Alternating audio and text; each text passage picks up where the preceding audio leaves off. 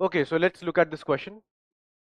In the heart, as the action potential reaches the AV node from the SA node, there is a delay of the action potential. This delay is important because A, it allows right atria to receive the blood from vena cava.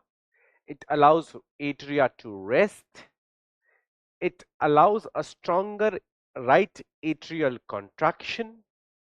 It allows ventricle to receive all the blood from the atria. Now, ये जो question आप देख रहे हैं, ये based है एक basic से कॉन्सेप्ट पे कि जब कंडक्शन ऑफ हार्ट होता है तो ऐसे नोड से इंपल्स एवी नोड की तरफ जाती है, फिर एवी नोड उस इंपल्स को पकड़ता है, बंडल ऑफ हिस लेके जाता है, राइट और लेफ्ट बंडल्स लेके जाता है और फिर वो पुरकिंजे फाइबर्स में जाते हैं। तो ऐसे इधर से शुरू हुई, ऐसे गई एट्रियम में, एवी नोड ने पकड़ा बंडल ऑफ हिस, फिर right and left bundles and then Purkinje fibres. अब हम ये देखते हैं कि जब ऐसे नोड से इंपल्स एवी नोड में जाती है, ठीक है, जैसे ये कह रहा है the heart as the action potential, action potential का मतलब इंपल्स, वो जो इंपल्स है रीच करती है AV node from SA node, SA node से जब एवी नोड वो रीच करती है, there is a delay of the action potential, action potential का एक डिले होता है। तो अच्छा, ये डिले क्यों होता है ये पूछ रहा है, वो देखिए डिले क्यों होता है, समझिएगा बात को।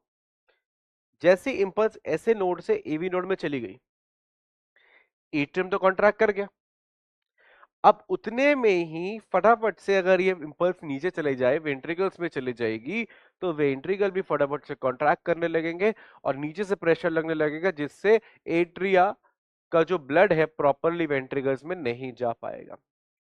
तो ये थोड़ा सा डिले रहता है, ईसीजी में ये पीक्यू इंटरवल के नाम से नजर आता है। ये शो करता है कि ये इसका सिग्निफिकेंस क्या है कि एट्रिया अच्छे से कॉन्ट्रैक्ट हो जाए एक बार, उसके बाद ही वेंट्रिकल्स कॉन्ट्रैक्ट हो, क्योंकि एवी नोड से जो इंपल्स जाती है वो वेंट्रिकल्स को कॉन्ट्रैक्ट कराती है और जो ऐसे नोड से जाती है वो एट्रिया को कॉन्ट्रैक्ट कराती है। तो एट्रिया अच्छे से कॉन्ट्रैक्ट हो जाए, उसी के बाद एवी अपना काम करता है, ताकि एट्रिया के कॉन्ट्रैक्शन में कोई भी कमी ना रह जाए। तो इस लिहाज से इसका आंसर क्या जाएगा, it allows ventricles to receive all the blood from the atria। अगर ये डिले ना हो तो वेंट्रिकल कॉन्ट्रैक्शन जल्दी हो जाएगा और एट्रिया को प्रॉपर ब्लड नहीं मिल पाएगा। तो इसका आंसर क्या हो गया, डी हो गया, ठीक है ना।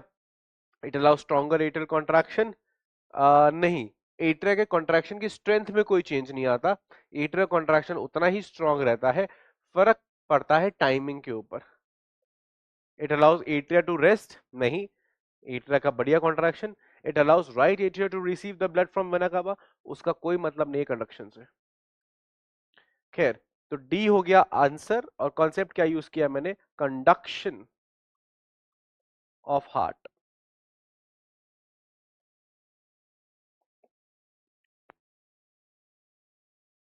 तो concept conduction of heart, NCERT, और आंसर इज डी। हालांकि ये कॉन्सेप्ट एनसीईआरटी में गिवन नहीं है, थोड़ा सा एक्स्ट्रा है, अब प्रीवियस क्वेश्चन में पूछा गया है तो आपको ध्यान रखना है।